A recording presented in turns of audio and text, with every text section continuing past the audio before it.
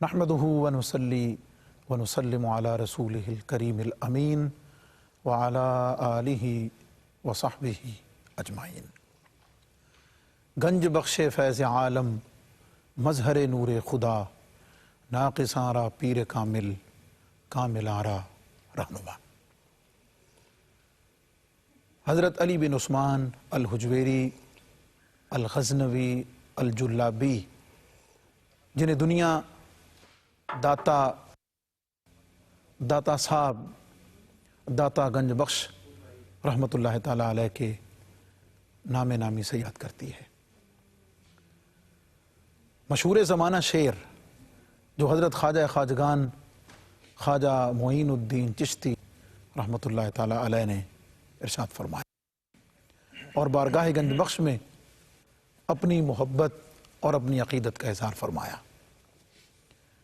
دوسرے مصرع میں دو شانوں کا اظہار ہے کہ ناقصاں را پیر کامل کاملاں را رہنما، کہ جو ناقص ہیں، جو مبتدی ہیں، ان کے لیے پیر کامل کا درجہ رکھتے ہیں، اور جو منازل سلوک میں کسی مرتبہ کمال کو بے شک پہنچ چکے ہیں، لیکن اگر وہ اس سے اگلے درجے تک پہنچنا چاہیں، اگلے مقام تک رسائی چاہیں، تو بارگاہ گنج بخش کا فیضان ان کی دستگیری کرتے ہوئے انہیں اس سے اگلے مقام تک لے جانے کے لیے بھی موجود ہے۔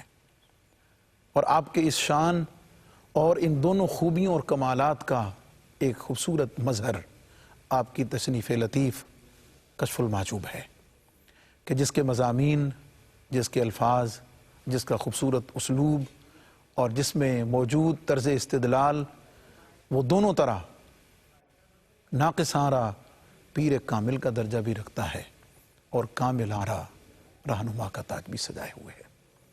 آپ کے فرامین اور آپ کے ملفوظات پر مشتمل کشف المحجوب شریف کا پروگرام لے کر آپ کا میزبان مفتی محمد رمضان آپ کی خدمت میں حاضر ہے، اور میرے ساتھ حسب سابق خوبصورت اور خوبصیرت شخصیت کے مالک محترم المقام جناب حضرت علامہ محمد شہزاد مجددی دامت برکاتہم العالیہ تشریف فرما ہیں۔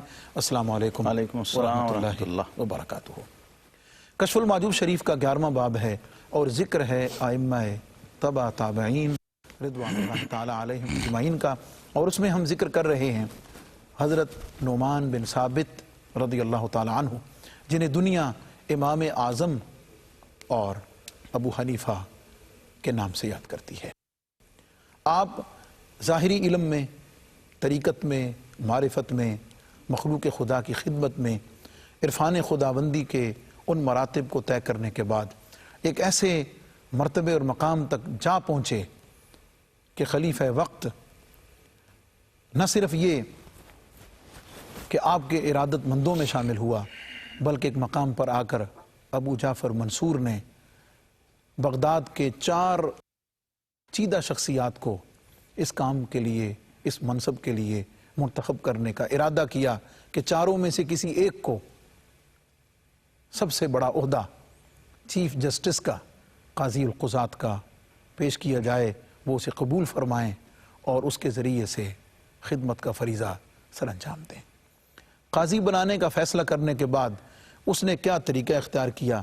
حضرت امام اعظم ابو حنیفہ رحمۃ اللہ تعالیٰ علیہ نے بطور کرامت کیسے اس کا پہلے ذکر فرمایا، اور وہ 4 ہستیاں کون سی تھیں، کس طریقے سے کن کے ساتھ کیا معاملہ درپیش آیا۔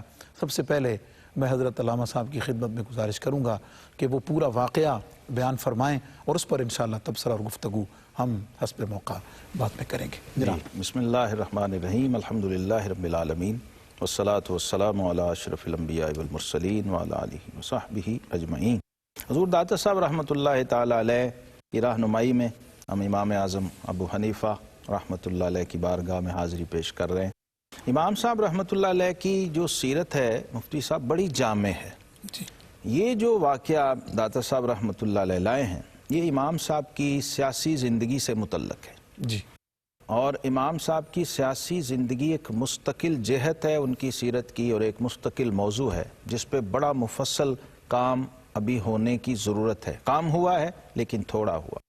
امام صاحب رحمۃ اللہ کا علمی کردار، روحانی کردار، اس کے ساتھ ساتھ آپ کا ایک سیاسی جو منصب ہے اور حیثیت ہے اس معاشرے میں تھی، اور سلطنت عباسیہ تھی، خلیفہ ابو جعفر منصور تھا، اور بغداد ان کا ظاہر دار الخلافہ تھا، مرکز تھا۔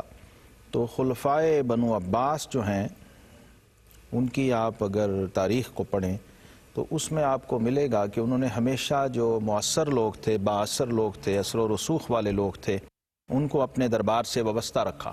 انہوں نے چاہا کہ یہ جو پلرز ہیں جہاں جہاں بھی عالم اسلام میں، یہ ہمارے ساتھ کسی نہ کسی طرح بالواسطہ یا بلا واسطہ جڑے رہیں، اور ہمیشہ جو سلطنتیں ہوتی ہیں، اسٹیٹس ہوتی ہیں، اور خاص طور پہ جہاں ملوکیت اور بادشاہت ہوتی ہے، یہ ان کی پالیسی کا حصہ ہوتا ہے۔ اس واقعے کا پس منظر بھی یہی ہے کہ خلیفہ ابو جعفر منصور نے امام صاحب رحمۃ اللہ علیہ کی مقبولیت، محبوبیت اور جو ان کی اثر انگیزی تھی اس سے فائدہ اٹھانے کے لیے امام صاحب رحمۃ اللہ علیہ کو قاضی القضات کی آفر کی کہ آپ قاضی بن جائیں، جج بن جائیں۔ تو امام صاحب رحمۃ اللہ تعالی علیہ نے اس آفر کو قبول نہیں فرمایا۔ داتا صاحب جو واقعہ لائے ہیں، 4 شخصیات کا انتخاب ہوا۔ اب یہ چاروں لوگ اپنی جگہ بڑی اہمیت کے حامل ہیں۔ حضرت امام اعظم ابو حنیفہ رحمۃ اللہ تعالی علیہ، حضرت سیدنا سفیان ثوری رحمہ اللہ، ان کا پورا ایک اسکول آف تھاٹ تھا لیکن وہ آگے چل نہیں سکا۔ سفیان ثوری باقاعدہ مجتہد مطلق ہیں، ان کا سٹیٹس وہی ہے جو امام اعظم ابو حنیفہ، امام شافعی، امام مالک اور احمد بن حنبل کا ہے رحمہ اللہ، تفسیر میں بھی، حدیث میں بھی، فقہ میں بھی، اور تصوف کے تو وہ امام ہیں۔ اس اعتبار سے یقیناً ابو جعفر منصور نے جو انتخاب کیا کہ یہ ایک پورا دبستان رکھنے والا شخص ہے اور لیڈ کر رہا اس کو، اس کا لیڈر اور امام ہے، ان کا فتویٰ اور ان کا قول اور ان کا جو رائے تھی اس کو اسی طرح لوگ مانتے تھے اور لیتے تھے جیسے دیگر ائمہ مجتہدین کے قول کو لیتے تھے۔ آپ بھی اہل اجتہاد میں سے ہیں۔ پھر مصر بن قدام رحمہ اللہ، یہ بہت بڑی شخصیت ہیں، روات حدیث میں سے ہیں، بہت عظیم اور فقہ کے بہت بڑے امام ہیں، اور زہد و ورع میں بھی ان کا بڑا مقام اور بڑا نام ہے۔ اس واقعے سے بھی پتہ چلتا ہے کہ وہ کس درجے تک گئے اپنے آپ کو بچانے کے لیے۔ اور چوتھی شخصیت جو ہیں حضرت شریح ہیں۔ یہ شریح جو ہیں ایک تو مشہور شخصیت ہیں قاضی شریح رحمۃ اللہ، جو خلفائے راشدین کے زمانے میں قاضی رہے ہیں۔ یہ میرے گمان میں وہ نہیں، اس لیے کہ ان کی جو تاریخ وفات ہے وہ امام صاحب رحمۃ اللہ کی تاریخ ولادت کے سال میں بنتی ہے۔ نام کا ایک قول کے مطابق 80 ہجری ہے۔ نام کا اتفاق ہے۔ ہم نام ضرور ہوں گے یہ بزرگ ان کے، لیکن یہ وہ قاضی شریح نہیں ہے جو حضرت عمر فاروق، حضرت عثمان غنی اور سیدنا علی المرتضیٰ رضی اللہ عنہم اور ان کے بعد کے زمانوں میں قاضی رہے ہیں اور بطور قاضی شریح ہی مشہور ہیں۔ غالب گمان یہی ہے کہ وہ نہیں، وہی اور بزرگ ہیں جن کا داتا صاحب رحمۃ اللہ علیہ نے ذکر فرمایا۔ اب ان 4 شخصیات کو خلیفہ نے جس وقت طلب کیا، تو جب یہ چاروں شخصیات روانہ ہوئیں خلیفہ ابو جعفر منصور کے دربار میں جانے کے لیے، تو راستے میں ایک مکالمہ ہوا ان چاروں کے درمیان۔ حضرت امام اعظم ابو حنیفہ رحمۃ اللہ تعالی علیہ، آپ نے فرمایا کہ کچھ چیزیں فراستاً میرے ذہن میں آ رہی ہیں۔ اللہ اکبر۔ اب یہ فراستاً جو کہنا ہے یہ یقیناً اس حدیث کا فیض ہے جس میں فرمایا اتقوا فراست المؤمن فإنہ ینظر بنور اللہ۔ سبحان اللہ۔ مومن کی فراست سے ڈرو کہ وہ اللہ کے نور سے دیکھتا ہے، اور اس فراست سے وہ سب لوگ آشنا تھے، اس پہ کوئی متعجب نہیں ہوا، کسی نے حیرت کا اظہار نہیں کیا کہ ایسا صاحب کمال، صاحب ایمان شخص وہ یہ کہہ سکتا ہے اور وہ جو کہے گا وہ یقیناً درست ہوگا۔ تو امام صاحب رحمۃ اللہ علیہ نے فراستاً کہا کہ مجھے یہ لگتا ہے کہ میں تو جب ابو جعفر منصور کے دربار میں جاؤں گا تو میں تو کسی نہ کسی ہیلے بہانے سے، کسی طریقے سے اپنے آپ کو بچا لوں گا اس منصب سے اور اس ذمہ داری سے۔ اور سفیان ثوری جو ہیں یہ لگتا ہے کہ راستے سے بھاگ جائیں گے۔ اللہ اکبر۔ اور مصر بن قدام جو ہیں یہ دیوانہ بن کے اپنے آپ کو چھڑائیں گے، اور جو شریح ہیں یہ قابو آئیں گے، ان کو قبول کرنا پڑے گا، یہ اس عہدے پر متمکن ہوں گے اور ان کو اس عہدے پر فائز ہونا پڑے گا۔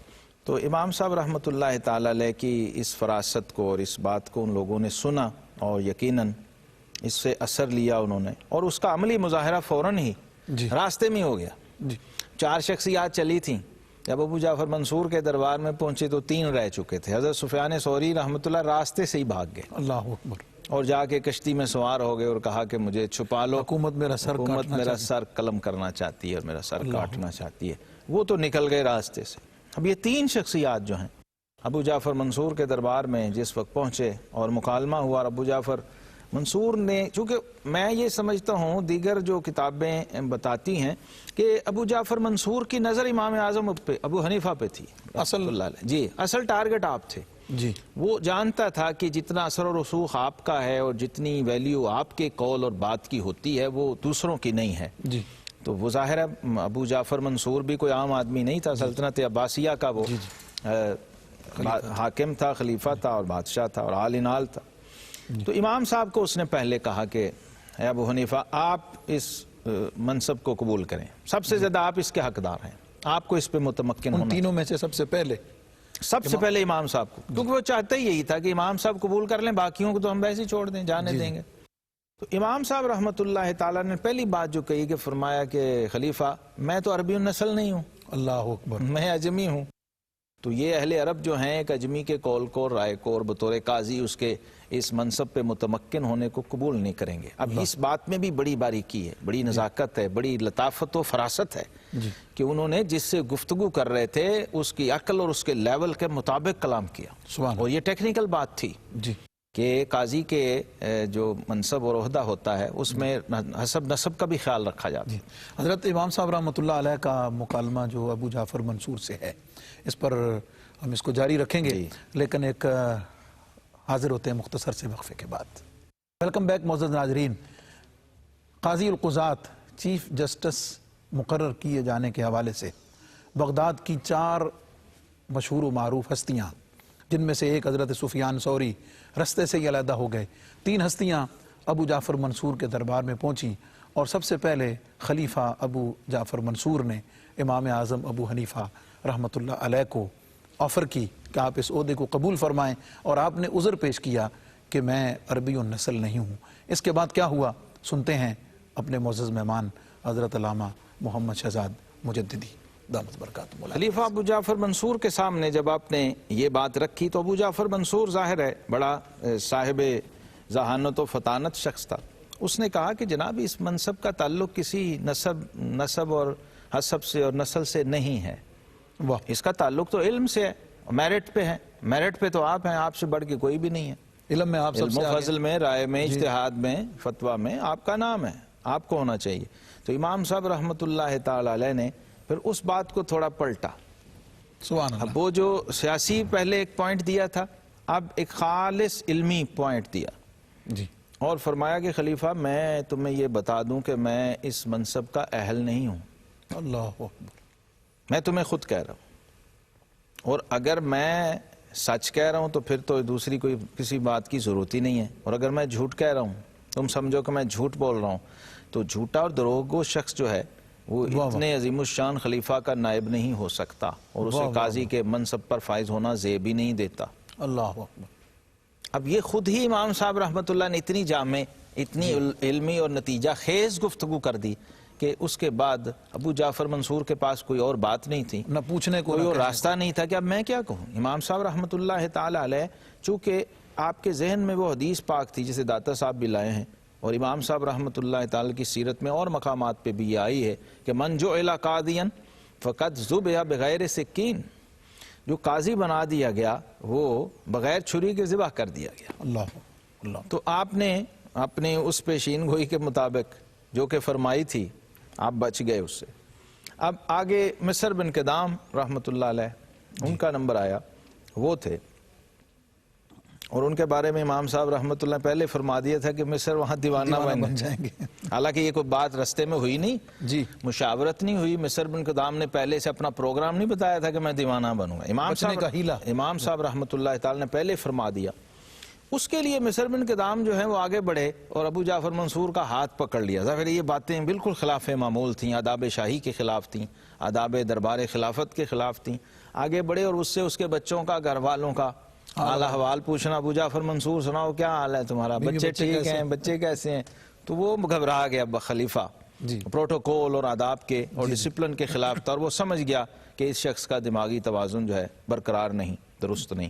سو اس نے کہا کہ یار اسے نکال لو، یہ اس بندے کا دماغی دیوانہ ہے، یہ دیوانہ ہے، اس کا دماغی توازن درست نہیں، اس کو نکال دو. وہ پیشین گوئی بھی پوری ہوئی امام صاحب رحمۃ اللہ کی.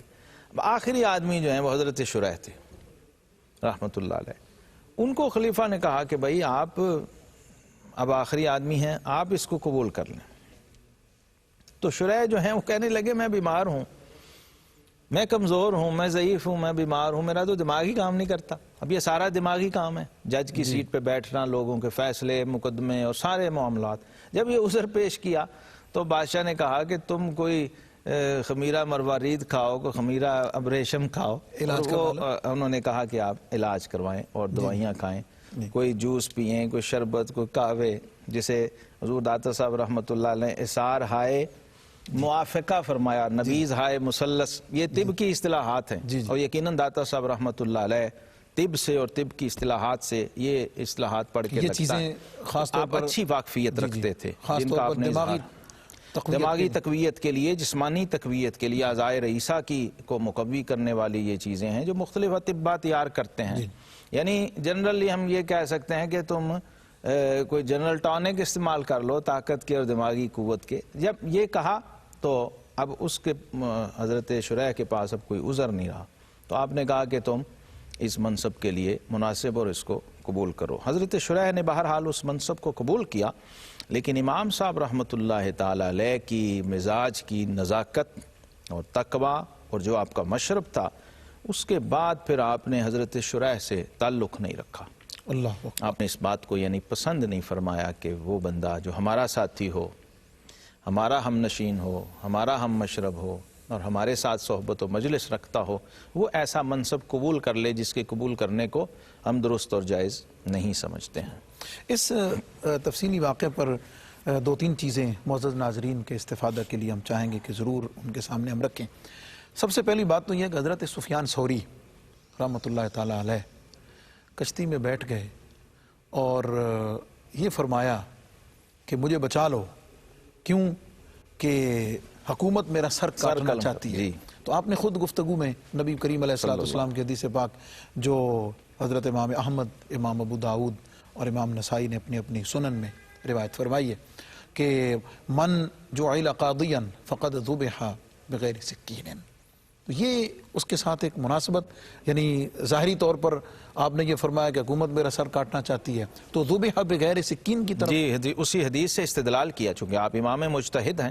حدیث آپ کے ذہن میں تھی کہ مجھے بغیر چھری کے ذبح کیا جا رہا ہے اور کیا جانے کا ارادہ حکومت نے کر لیا ذبح کرنے کا. اسی حدیث پہ آپ کی نظر تھی اور آپ داتا صاحب نے اس کو نقل کیا خصوصیت کے ساتھ اس حدیث کو، اسی وجہ سے کہ اس حدیث کی روشنی میں جب لوگ اس واقعے کو پڑھیں تو انہیں اندازہ ہو جائے کہ جن ائمہ کی ہم بات کر رہے ہیں ان کے ظاہری کلمات جو ہیں وہ بھی اس کے اندر ایک معنویت ہے، اور وہ معنویت قرآن و حدیث سے ماخوذ ہے، سبحان اللہ، جس کی طرف ان کا اشارہ ہے. اور یہاں ایک اور بات یہ بھی ہے، جب کوئی بڑا کلام کرے تو اس کے کلام پر فوری اعتراض نہیں کر دینا چاہیے، بڑی خوبصورت بات، بلکہ اس کے کلام پہ غور و فکر کر لینا چاہیے. حضرت مولانا جلال الدین رومی رحمۃ اللہ فرماتے ہیں بود ان الحق بر لب منصور نور، بود ان اللہ بر لب فرعون زور.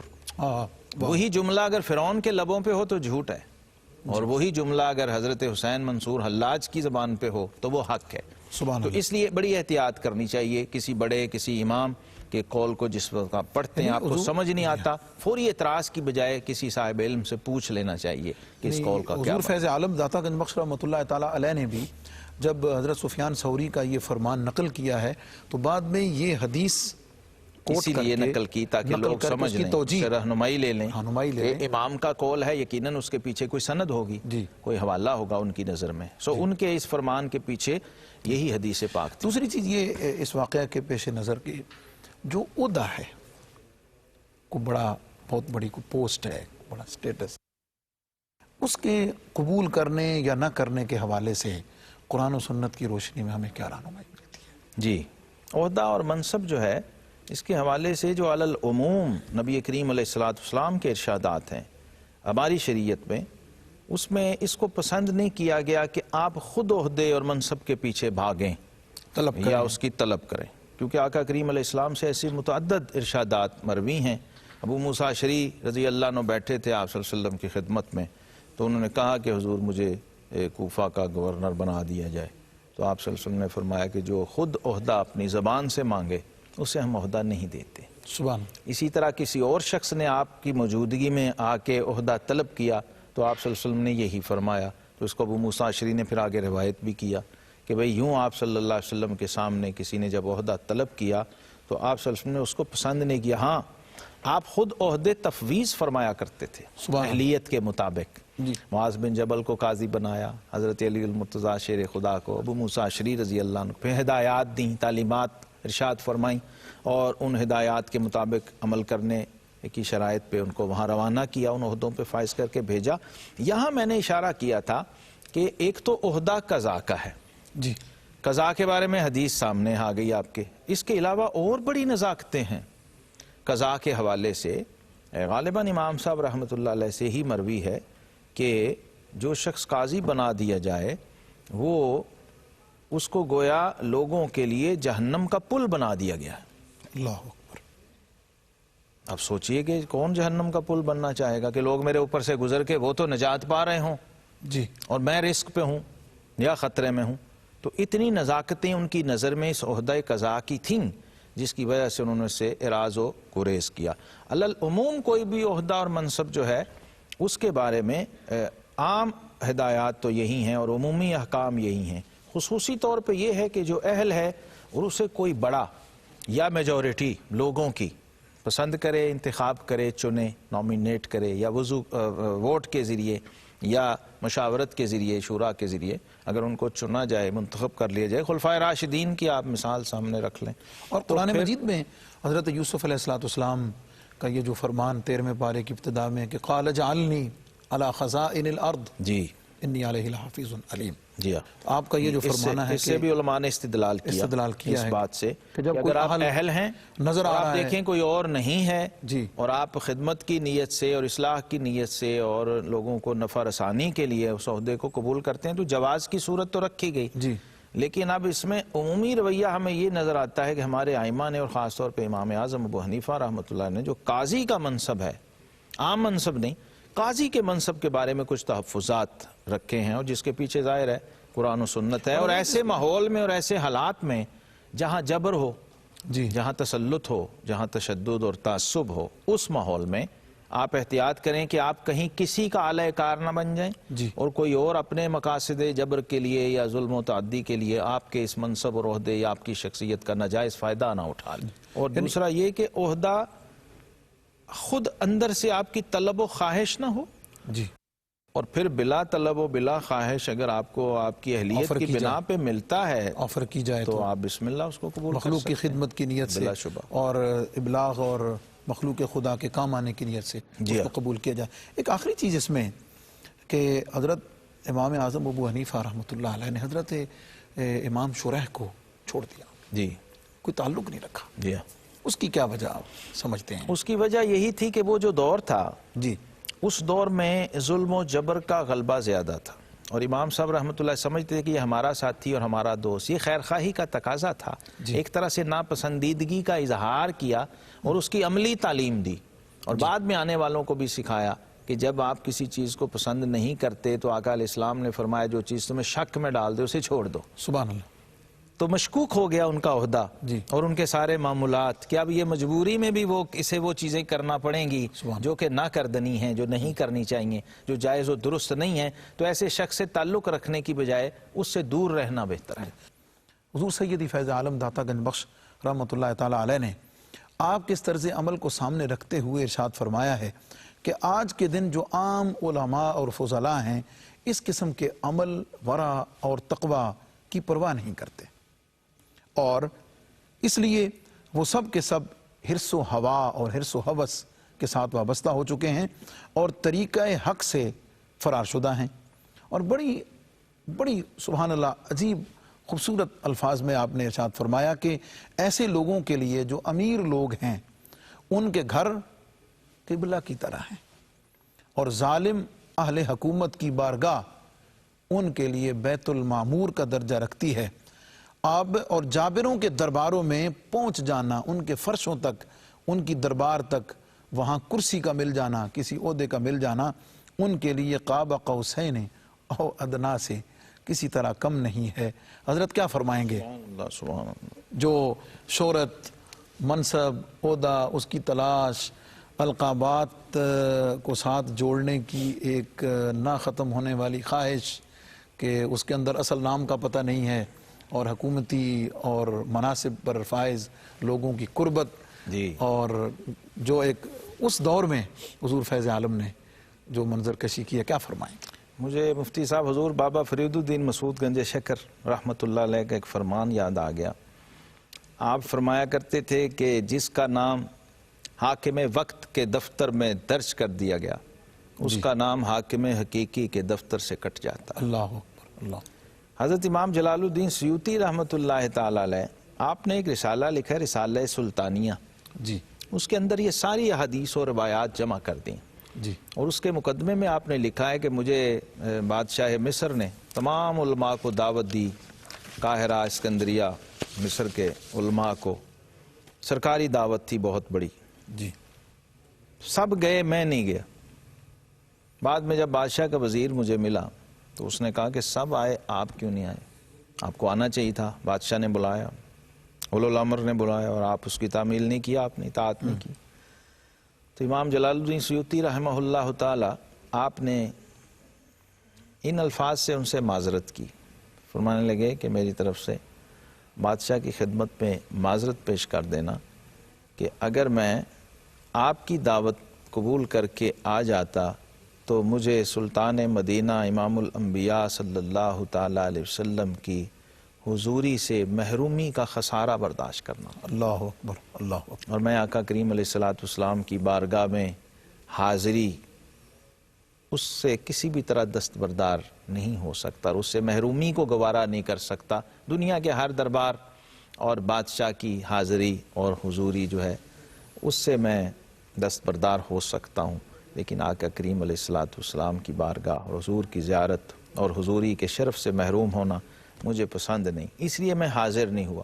حضور داتا صاحب رحمۃ اللہ کا آپ تبصرہ دیکھیے، 1000 سال پہلے کی بات ہو رہی ہے، جی جی اپنے زمانے کی بات کر رہے ہیں، تو ہمارے زمانے کا اندازہ آپ اس کسوٹی پہ خود ہی لگا سکتے ہیں کہ آج معاملہ کہاں پہنچ گیا ہوگا کہ لوگ اس قسم کی باتوں کی، کون لوگ جو اس میدان کے جو دیندار لوگ ہیں، علماء ہیں، فضلاء ہیں، اہل منبر و محراب ہیں، وہ اس کی پرواہ نہیں کرتے ہیں۔ کیوں؟ وجہ اس کی کیا ہے؟ فرمایا وہ حرص و ہوا سے وابستہ ہو گئے۔ اللہ وہ جو تصفیہ اور تزکیہ باطنی ہے وہ نصیب نہیں ہے۔ قرآن کہتا ہے وَلَا تُطِعْ مَنْ أَغْفَلْنَا قَلْبَهُ عَنْ ذِكْرِنَا وَاتَّبَعَ هَوَاهُ وَكَانَ أَمْرُهُ فُرُطًا، کہ اس شخص کی پیروی مت کرو جس کا دل ہم نے اپنے ذکر سے غافل کر دیا۔ اچھا، جب دل ذکر سے غافل ہوگا تو اس کا الٹیمیٹ نتیجہ وَاتَّبَعَ هَوَاهُ، جی اب وہ اپنی ہوا کی، حرص کی، خواہش نفس کی پیروی کرے گا، وَكَانَ أَمْرُهُ فُرُطًا، اور اس کا معاملہ حد سے لازمی بڑھے گا، اور وہ حد سے جب بڑھے گا تو کیا ہوگا کہ حاکم حقیقی کی بارگاہ میں حاضری کی لذت سے وہ محروم ہو جائے گا۔ سبحان اللہ، اللہ اکبر۔ بیت اللہ شریف اور حرم کی فضا کی برکت و نورانیت اور اس کی کشش ذوقاً اسے محسوس نہیں ہوگی، رسماً تو ہوگی، جائے گا، آئے گا، حج کرے گا، عمرے بھی کرے گا، لیکن وہ کشش، وہ کیفیت جو قلب و روح سے متعلق ہے وہ اسے نصیب نہیں ہوگی۔ اور یہ جو گھر بڑے بڑے محلات اور قصر دنیاوی بادشاہوں کے، وزیروں کے، وہ اس کے لیے بمنزلہ قبلہ ہوں گے، یعنی وہ لذت، وہ حال و کیفیت جو اللہ والوں کو حاکم حقیقی کی بارگاہ میں محسوس ہوتی ہے، وہ ان کو دنیاوی حاکموں کے درباروں میں حاضری دے کے محسوس ہوگی۔ یہ اس کو عزت و مرتبہ سمجھیں گے اور اس کو اعزاز سمجھیں گے۔ بیت اللہ شریف کی بجائے ان دنیا داروں کے گھروں کو اپنے لیے قبلہ بنا لیں گے، اور پھر کبھی کسی ایسے شخص سے آپ پوچھ کے دیکھیے جو کسی سیاسی جماعت سے وابستہ ہو، اور پھر اس نے الیکشن کے لیے نامینیشن اور ٹکٹ حاصل کرنا ہو، نامزدگی لینی ہو، تو اس کے لیے کس پروسیس سے گزرنا پڑتا ہے۔ تو حضور داتا صاحب رحمۃ اللہ تعالی کے اس فرمان کو آپ پھر دوبارہ پڑھیں گے تو آپ کو ایسا لگے گا کہ جیسے داتا صاحب رحمۃ اللہ نے یہ منظر دیکھ کے اس پہ کمنٹ کیا ہے اور تبصرہ کیا ہے کہ لوگ اتنی بڑی بات کر دی ہے داتا صاحب رحمت اللہ تعالی علیہ نے، کعبہ قوسین او ادنا. کوئی غوث کتب اوتاد ابدال بلکہ کوئی صحابی کوئی فرشتہ جس قرب کا تصور نہیں کر سکتا، جو صرف اور صرف ایک ہی ہستی اور ایک ہی ذات گرامی کو میسر آیا. یقیناً حضور داتا صاحب رحمت اللہ تعالی علیہ نے بڑی شدت کے ساتھ اس چیز کو محسوس کیا ہے اور اس کا مشاہدہ کیا آپ نے، اور اس کی نزاکت کا آپ کو کس حد تک احساس ہوگا کہ اس کے نقصانات کیا ہیں.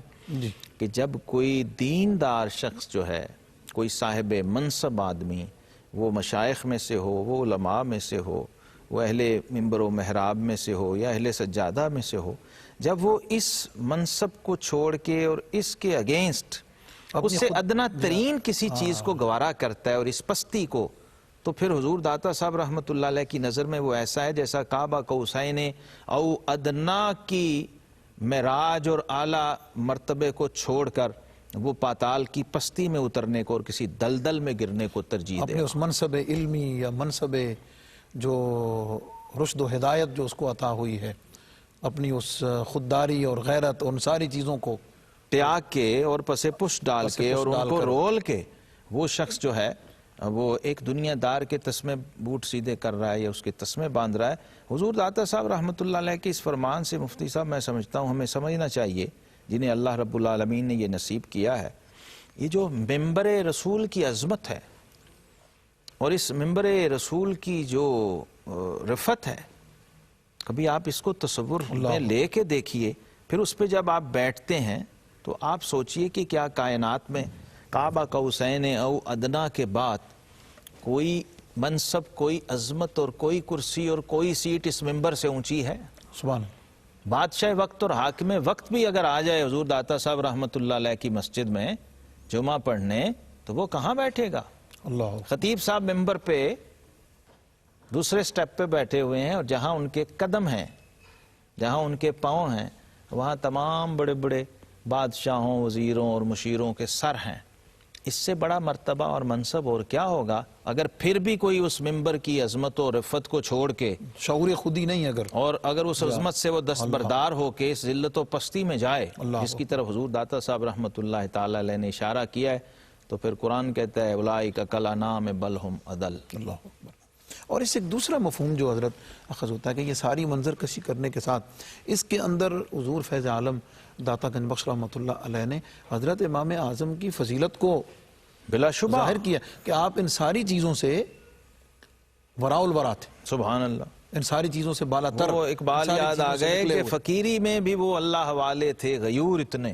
جی جی. فقیری میں بھی وہ اللہ والے تھے غیور اتنے کہ منعم کو گدا کے ڈر سے بخشش کا نہ تھا یارا. اللہ. اب یہ وہ لوگ تھے جن کو یہ فرق معلوم تھا اور یہ اس کیفیت پہ فائز تھے کہ تخت سکندری پر وہ تھوکتے نہیں ہیں. بستر لگا ہوا ہے جن کا تیری گلی میں. تعلق کی باتیں ہیں. مفتی صاحب یہ تعلق کرواتا ہے. ایک تو یہ ہے کہ آپ کسی مسجد میں امام و خطیب لگ گئے، کسی مدرسے کے محتمم بن گئے، اور ایک یہ ہے کہ مسجد کے صاحب سے اور مسجد کے مالک سے اور گھر والے سے آپ کا تعلق. ایک ہے گھر سے تعلق، ایک ہے گھر والے سے تعلق. سبحان اللہ. یہ باتیں ہو رہی ہیں گھر والے سے تعلق کی. جی جی. جب گھر والے سے تعلق بنے گا یعنی اللہ رب العالمین سے اور اللہ کے محبوب کریم علیہ الصلوۃ والسلام سے، تو پھر یہ کیفیت پیدا ہوگی. اس سے نیچے نیچے نہیں ہوتی. جب تک آپ حضوری کی، معرفت کی اور تعلق باللہ اور تعلق بالرسول کی اس منزل سے گزرے نہیں ہیں، وہ لذت آپ نے چکھی نہیں ہے، تو پھر یہ باتیں آپ کے لیے کسے کہانیاں ہیں، واقعات ہیں، حکایات ہیں. جسے اقبال نے کہا کہ دو عالم سے کرتی ہے بیگانہ دل کو، عجب چیز ہے لذت آشنا. یہ لذت آشنائی کی بات ہے. سبحان اللہ. جیسے احساس خودی اللہ رب العزت اور خود شناسی اور اپنی معرفت، اپنی ذات کی من عرف نفسہ فقد عرف ربہ. سبحان اللہ. خود شناسی سے خدا شناسی تک کا جو سفر ہے، حضور سیدی فیض عالم داتا گنج بخش رحمۃ اللہ تعالی علیہ نے اس منصب قضا کے قبول کرنے میں اور حضرت امام اعظم ابو حنیفہ علیہ الرحمہ کے قبول نہ کرنے میں جو خوبصورت حکمت ذکر کی ہے، اور آپ کا جو طرز عمل اور تقوی ورا میں آپ کا جو مرتبہ اور مقام ذکر کیا ہے، یقیناً حضرت امام اعظم ابو حنیفہ رحمۃ اللہ تعالی علیہ کی عظمت، شان، رفت کو چار چاند لگا دیتا ہے۔ حضور سیدی فیض عالم داتا گنج بخش رحمۃ اللہ تعالیٰ علیہ کے انہی ملفوظات اور ان ملفوظات میں موجود اہم علمی دینی نکات کو سمجھنے کے لیے ہمارا پروگرام دیکھتے رہیے۔ بہت شکریہ جناب، آپ پروگرام میں تشریف لائے اور آپ نے بڑے خوبصورت انداز کے ساتھ ان الفاظ کے تشریحات اور توضیحات کو دنیا کے ناظرین تک پہنچایا۔ معزز ناظرین، ہمارے پروگرام کا وقت ختم ہوا چاہتا ہے۔ اپنوں کا دائیں بائیں سب کا بہت خیال رکھیں، کیونکہ اس میں ہم سب کی بہت بھلائی ہے۔ ملیں گے انشاءاللہ العزیز اگلے پروگرام میں نئے عنوان کے ساتھ۔ والسلام علیکم ورحمۃ اللہ وبرکاتہ۔